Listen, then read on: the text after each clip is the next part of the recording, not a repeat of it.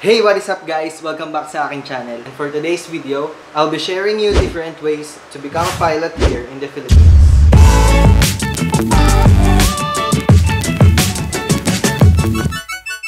Bago ang lahat, itong video na to ay sinadjust ni Vin Maliari.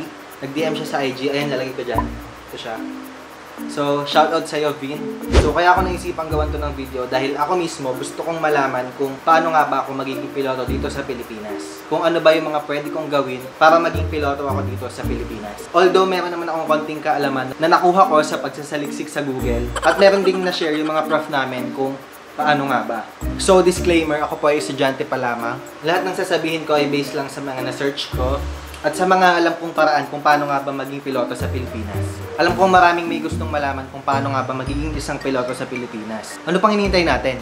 Lipad na!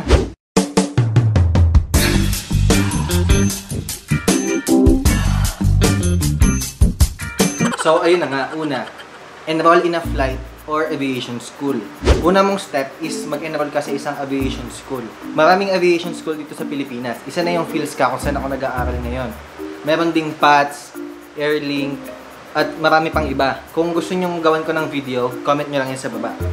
So, kailangan nyong mamili kung saan aviation school nyo gustong pumasok. So, choose wisely. Number 2, finish an aviation college degree program. Kapag nakapasok ka na sa aviation school na napili mo, kung ano-ano yung mga yan, ilalagay ko yung link sa description box. So, i-click nyo lang yan. Diyan nyo makikita yung mga aviation-related college degree program na pwede nyo i-take. Marami yan. Try nyo rin mag-search. Pero ayang nasa baba, makakatulong sa inyo yan. So, kailangan mong matapos yun. Katulad ko, tinetake ko ay AMT. So, kailangan mo muna tapusin. So, after mo mag-aral, ito na yung kasunod. Pangatlo, be qualified in an airline cadet pilot program. So, ano nga ba yung cadet pilot program? Siyempre, nag-search ako. Ayon sa na-research ko at sa pagkakaintindi ko, ito yung cooperation between the flight school and the airline. Kumbaga, partnership. Halimbawa, yung PAL or yung Philippine Airlines, kapartner niya ang... Oh, wag na tayong lumayo. Halimbawa lang to Hindi ko sinabing magka-partner itong dalawa, pero halimbawa lang. Halimbawa, yung Philippine Airlines, kapartner niya ang PhilSCA. Hindi ko sinasabing kapartner niya halimbawa lang. Hindi ko kasi alam. So, ayun nga, halimbawa magka-partner silang dalawa. So, ayun nga, magte-training ka sa PhilSCA, which is yung aviation school, na partner ng Philippine Airlines. Tapos, pagkatapos mo mag-training is magiging pilot ka ng Philippine Airlines. So, ganun siya. Magte-training ka sa PhilSCA para maging piloto ka ng PAL after mong graduate. Nagigets nyo ba? So, ito. Halimbawa, sa classroom may batas. Bawal lumabas o bawal lumabas. Pero pag sinabing pag inayos mo yung law ng classroom nyo at sinabit mo ulit, ay pwede ka na palang lumabas.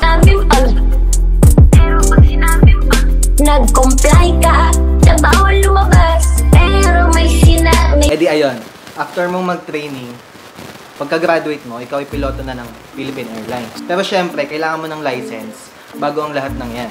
Kailangan mo ng student pilot license. So, ano nga ba yung SPL or student pilot license? Syempre, nag-search ulit ako. So, yung SPL, ito yung first pilot license na kailangan mo para makapagpalipad ka ng eroplano. Kailangan mo to hanggang sa makakuha ka, hanggang sa makalikom ka ng 40 to 50 na flight hours in total para makakuha ka ng PPL.